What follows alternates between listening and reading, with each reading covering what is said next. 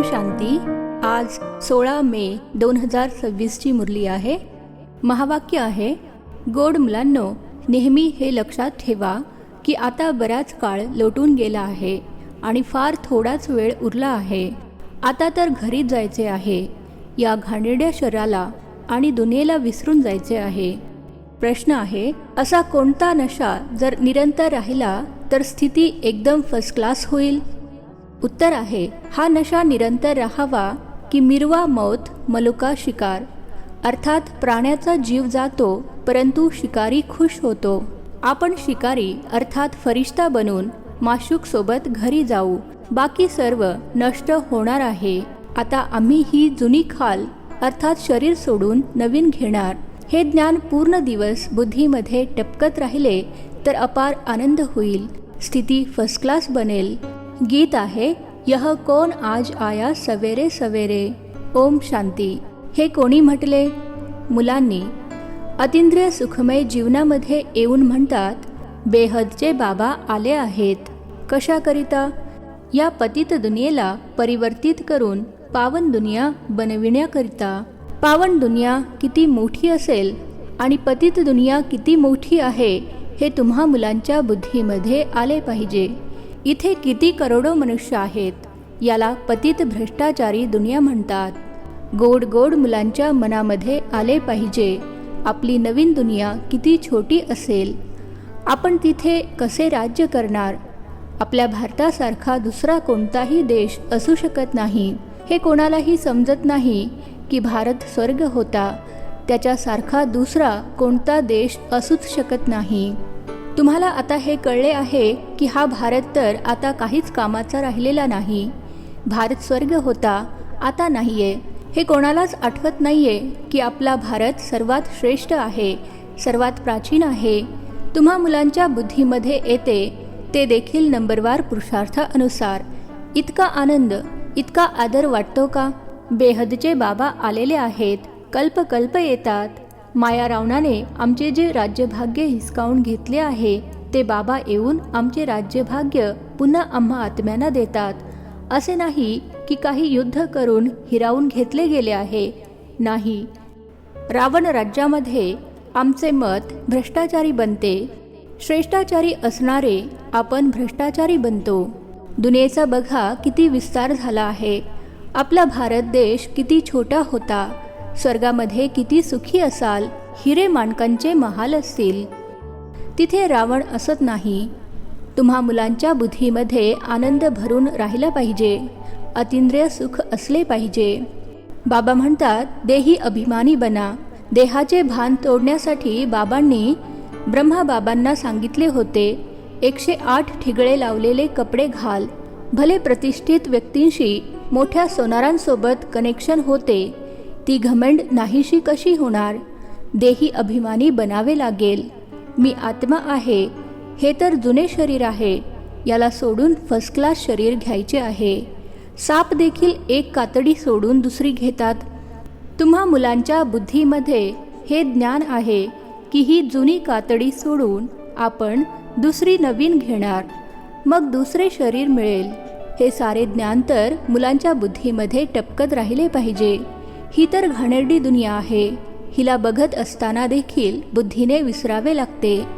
आम्ही यात्रेला जात आहोत, आमचा बुद्धियोग घराकडे जात आहे। अभ्यास तर करावा लागेल ना। हे शरीर देखील जुने आहे, दुनियासुद्धा जुनी आहे। साक्षात्कार केला आहे। आता हा देह आणि देहाची सर्व नाती सोडून घरी जायचे आहे। आतून आनंद होतो। आता आपल्याला परत जायचे आहे। बुद्धियोग तिथे लावायचा असतो। एकमेकांना हेच ऐकवायचे आहे, मन मना भव। हा खूप जबरदस्त मंत्र आहे। भले गीता तर खूप जण वाचतात, परंतु अर्थ समजत नाहीत। जशी इतर शास्त्रे वाचतात तशी गीता वाचतात।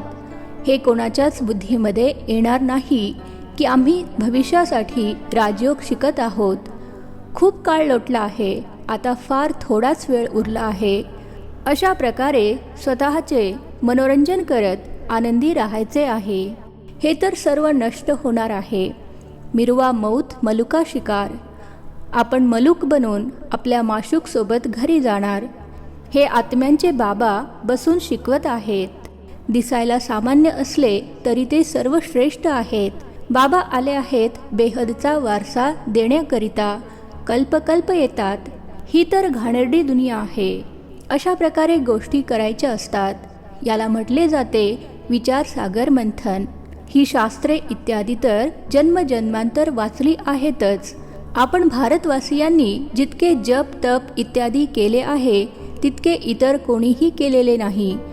जे सर्वप्रथम आलेले असतील त्यांनीच भक्ती केली आहे आणि मग तेच ज्ञान योगामध्ये देखील वेगाने पुढे जातील, कारण त्यांना मग परत पहिल्या नंबरमध्ये यायचे आहे। तुम्ही बघता काही जण तर खूप चांगला पुरुषार्थ करतात। तुम्ही मुले जी ह्या रूहानी सेवेमध्ये व्यस्त आहात त्यांच्यासाठी तर खूप चांगले आहे। खरोखरच भट्टीमध्ये बसले आहेत। ते नाते अतूट झाले आहे आणि जे गृहस्थ व्यवहारामध्ये राहतात हे ऐकतात आणि ऐकवतात तर ते जुने असलेल्यांपेक्षाही वेगाने जात आहेत। असे दिसून येते की नवीन येणारे खूप वेगाने पुढे जातात। तुम्ही लिस्ट जर काढाल तर कळेल। अगदी सुरुवातीला तुमची माळा बनवत होते, मग बघितले की किती चांगली चांगली मुले 3-4 नंबरवर असणारी देखील निघून गेली, एकदम प्रजेमध्ये जाऊन पडली। आता तुमचे हे स्टुडंट लाईफ आहे। गृहस्थ व्यवहारामध्ये राहून एकीकडे हा कोर्स शिकता। खूप मुले डबल कोर्स करतात तर लिफ्ट मिळते। तुमचा कोर्स आहे गृहस्थ व्यवहारामध्ये राहून हे शिकणे। यामध्ये कन्या खूप वेगाने गेल्या पाहिजेत। कन्यांमुळे कन्हैया किंवा गोपाळ नाव देखील गायले गेले आहे। गोप देखील आहेत, कारण प्रवृत्ती मार्ग आहे ना। तुम्ही सतयुगामध्ये देवी देवता धर्माचे होता। हे लक्ष्मीनारायण प्रवृत्ती मार्गामध्ये राज्य करत होते। हे तुमच्या बुद्धीमध्ये टपकत राहिले पाहिजे की आपण काय बनत आहोत। देवता किती फर्स्ट क्लास आहेत, त्यांच्या समोर जाऊन महिमा गातात। तुम्ही सर्वगुण संपन्न, 16 कला संपूर्ण, आम्ही पापी कपटी आहोत। हम निर्गुण हारे में कोई गुण नाही। आता यामध्ये भगवंताला काही तुमच्यावरती दया अथवा कृपा करण्याची गरज नाही। वास्तविक दया अथवा कृपा आपणच स्वतःवर करायची असते। तुम्हीच देवता होता, आता काय बनले आहात ते जरा स्वतःला पहा आणि मग पुरुषार्थ करून देवता बना। श्यामपासून सुंदर अर्थात पतितापासून पावन बनण्यासाठी पुरुषार्थ करावा लागतो। हे तर भक्ती मार्गामध्ये म्हणतात मरणारच होतो, परंतु अमक्याची कृपा झाली आणि वाचलो, त्यांच्या आशीर्वादाने वाचलो। महात्मा इत्यादींचे हात पकडून म्हणतील तुमचा आशीर्वाद पाहिजे। इथे तर हे शिक्षण आहे। कृपा इत्यादीचा प्रश्नच नाही। मनमनाभवचा काही अर्थ तर आहे ना। मंत्र तर खूप देतात, अनेक प्रकारचे हठयोग शिकवतात। प्रत्येकाचा वेगवेगळा अभ्यास असतो। हठयोगाचे उदाहरण बघायचे असेल तर जयपूरच्या म्युझियममध्ये जाऊन पहा। इथे तर तुम्ही किती आरामात बसला आहात। बुद्धीमध्ये आहे आपल्याला पुन्हा बाबा राज्य देत आहेत। तिथेच अद्वैत देवी देवता धर्म होता, इतर कोणताही धर्म नव्हता। टाळी 2 हातानेच वाजते। एक धर्म आहे तर मग मारामारी होत नाही। आता आहे कलियुग। कलियुग पूर्ण होईल तेव्हा भक्ती देखील पूर्ण होईल। आता तर लोकसंख्या किती वाढत चालली आहे। भारताच्या धरणीचा विस्तार होत नाही। धरणी तर तेवढीच आहे, बाकी लोकसंख्या कमी जास्त होते। तिथे अर्थात सतयुगामध्ये मनुष्य फार थोडे असतील। दुनिया तर हीच असेल। दुनिया काही छोटी होणार नाही, तर तुम्हा मुलांना खूप आनंद झाला पाहिजे। बाबांच्या श्रीमतानुसार आपण योग बलाने आपले राज्य स्थापन करत आहोत। बाबा म्हणतात मामेकम अर्थात मज एकाची आठवण करा तर तुमची पापे भस्म होतील। आत्म्यामध्येच भेसळ पडली आहे ना। फक्त म्हणतात सतो रजो तमो, परंतु हे दाखवत नाहीत की आत्म्यामध्येच भेसळ पडते। पहिले गोल्डन एज्ड होते, आत्मा प्युअर सोने होते, मग त्यामध्ये चांदी पडते, त्यांना मग सिल्वर एज्ड म्हटले जाते, अर्थात चंद्रवंशी। इंग्रजी शब्द किती सुंदर आहेत, गोल्डन, सिल्वर, कॉपर आणि आयर्न। बाबा समजावून सांगत आहेत, आत्म्यामध्ये भेसळ पडली आहे, ती मग निघणार कशी? सतोपासून तमो बनली आहे, मग तमोपासून सतो कशी बनणार? समजतात की गंगेमध्ये स्नान केल्याने सतोप्रधान बनू, परंतु असे होऊ शकत नाही. गंगा स्नान इत्यादी तर रोज करत असतात, काही जण तर नियमित करत असतात, नाल्यामध्ये जाऊन देखील स्नान करतात. तुम्हाला बाबा म्हणतात, बाबांची आठवण करण्याचा हा नियम करा. आठवणीचे स्नान अथवा यात्रा करा. ज्ञान स्नान देखील घालतात आणि योगाची यात्रा शिकवतात. बाबा ज्ञान देतात, यामध्ये योगाचे देखील ज्ञान आहे आणि सृष्टीचक्राचे देखील ज्ञान आहे. बाकी शास्त्रांचे ज्ञान तर पुष्कळ जण देतात, परंतु योगाला जाणतच नाहीत. या शास्त्रांच्या ज्ञानालाच हठयोग समजले आहेत. योग आश्रम तर पुष्कळ आहेत, मनमनाभवचा मंत्रसुद्धा देतील, परंतु बाबांव्यतिरिक्त इतर कोणत्याही मनुष्याकडे हे ज्ञानच नाहीये. आता 84 जन्मांचे चक्र पूर्ण झाले आहे. आता पुन्हा नवीन दुनिया निर्माण होईल. झाडाची वृद्धी कशी होते हे तुमच्याच बुद्धीमध्ये आहे. ही राजाई स्थापन होत आहे. सगळेच काही एकत्र थोडेच जातील. ब्राह्मणांचे झाड खूप मोठे होईल, मग थोडे थोडे करून जातील. प्रजा तयार होत राहील. थोडे जरी कोणी ऐकले तरी ते प्रजेमध्ये येतील. सेंटर्सची वृद्धी होत जाईल. जिथे तिथे मोठ्या प्रमाणात प्रदर्शनी होत राहतील. जशी छोटी छोटी मंदिरे बांधली जातात, तशी तुमची प्रदर्शनी देखील गावागावांमध्ये होईल. घराघरांमध्ये प्रदर्शनी ठेवावी लागेल. वृद्धी होत जाईल. त्यामुळे शेवटी मोठ्या प्रमाणात ही चित्रे छापून घ्यावी लागतील. सर्वांपर्यंत हा बाबांचा संदेश पोहोचला पाहिजे. तुम्हा मुलांना खूप मोठी सेवा करायची आहे. आता हे प्रोजेक्टर प्रदर्शनीची फॅशन निघाली आहे, तर गावागावामध्ये दाखवावी लागेल. ते अर्थात गावातील गरीब लोक चांगल्या रीतीने शिकून घेतील. शिवजयंती गायली जाते, परंतु ते कसे येतात हे कोणालाच ठाऊक नाही. शिवपुराण इत्यादीमध्ये या गोष्टी दिलेल्या नाहीत. या गोष्टी तुम्हीच ऐकता. ऐकते वेळी चांगले वाटते आणि मग विसरून जातात. जर हे पॉईंट्स चांगल्या रीतीने धारण होतील तर सेवा देखील चांगल्या प्रकारे करू शकाल. परंतु सर्वच पॉईंट्स काही कोणाला धारण होत नाहीत. भाषण करून येतील आणि मग लक्षात येईल की अजून हा पॉईंट देखील समजावून सांगितला असता तर चांगले झाले असते. ज्यांना देह अभिमान नसेल ते हे ताबडतोब कबूल करतील. भाषण करून झाल्यावर मग विचार करतील, आपण सर्व पॉईंट्स व्यवस्थित समजावून सांगितले आहेत ना? अजून हा पॉईंट विसरलो आहोत. हे ज्ञानाचे पॉईंट्स काही सोबत येणार नाहीत. हे फक्त आत्तासाठी आहेत. नंतर मग हे नष्ट होईल. या डोळ्यांनी जे काही आता बघत आहात ते मग सतयुगामध्ये असणार नाही. तुम्हाला ज्ञानाचा तिसरा नेत्र आत्ता मिळतो आहे. आता तुम्ही त्रिनेत्री बनता. बाबा येऊन तुम्हाला हे ज्ञान देत आहेत, जे आत्मा धारण करत आहे. आत्म्याला तिसरा नेत्र मिळतो. हे ज्ञान कोणालाच नाहीये की मी आत्मा आहे, या शरीराद्वारे हे कर्म करत आहे. बाबा आपल्याला शिकवत आहेत. हे लक्षात ठेवणे यामध्येच मेहनत आहे. मुलांनी मेहनत केली पाहिजे आणि आनंदात राहिले पाहिजे. बस आता आपले राज्य आले की आले. तुम्ही जाणता आपल्या राज्यामध्ये काय काय असेल.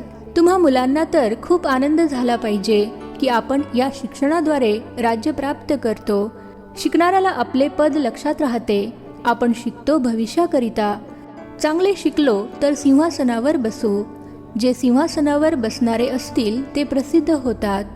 आता जर लिस्ट काढली, माळा बनवली तर सर्वजण म्हणतील, अमक्या कन्येला आमच्याकडे पाठवा रिफ्रेश करण्यासाठी. भाषण करणाऱ्यांना बोलावतात तर त्यांचा आदर देखील ठेवला पाहिजे. आपल्याला यांच्यासारखे हुशार बनायचे आहे. अच्छा, गोड गोड खूप खूप वर्षानंतर भेटलेल्या मुलांप्रती मातपिता बापदादांची प्रेमपूर्वक आठवण आणि सुप्रभात. आत्मिक पित्याचा आत्मिक मुलांना नमस्ते. आम्हा आत्मिक मुलांचा आत्मिक पित्याला नमस्ते. धारणेसाठी मुख्य सारांश. पहिला पॉईंट आहे, अतिंद्रिय सुखाचा अनुभव करण्याकरिता देहाच्या भानाला नष्ट करण्याचा पुरुषार्थ करायचा आहे. आता परत घरी जायचे आहे, त्यामुळे बुद्धियोग घरासोबत लागलेला असावा. दुसरा पॉईंट आहे, गृहस्थ व्यवहारामध्ये राहून शिक्षणही घ्यायचे आहे. डबल कोर्स करायचा आहे. ज्ञानाचे स्नान आणि आठवणीची यात्रा स्वतः देखील करायची आहे आणि इतरांकडूनही करवून घ्यायची आहे. आजचे वरदान आहे, कोमलतेला आश्चर्यामध्ये परिवर्तन करून मायाजीत बनणारे शक्ती स्वरूप भव. कोमलतेला आश्चर्यामध्ये परिवर्तन करून मायाजीत बनणारे शक्ती स्वरूप भव. विश्लेषण आहे, शक्ती स्वरूप बनण्यासाठी कोमलतेला आश्चर्यामध्ये परिवर्तित करा. फक्त स्वतःच्या संस्कारांना परिवर्तन करण्यामध्ये कोमल बना. कर्मामध्ये कधीही कोमल बनू नका. यामध्ये मात्र शक्तिरूप बनायचे आहे. जे शक्तिरूपाचे कवच धारण करतात त्यांना मायेचा कोणताही तीर लागू शकत नाही. त्यामुळे तुमच्या चेहऱ्यामधून, नयन चैनमधून अर्थात डोळ्यांमधून आणि चेहऱ्यावरील हावभावावरून कोमलतेऐवजी शक्तिरूप दिसून यावे. तेव्हाच मायाजीत बनून पास विथ ऑनरचे सर्टिफिकेट घेऊ शकाल. स्लोगन आहे, त्रिकालदर्शीच्या सीटवर सेट होऊन प्रत्येक कर्म करा, तर मग माया दुरूनच पळून जाईल.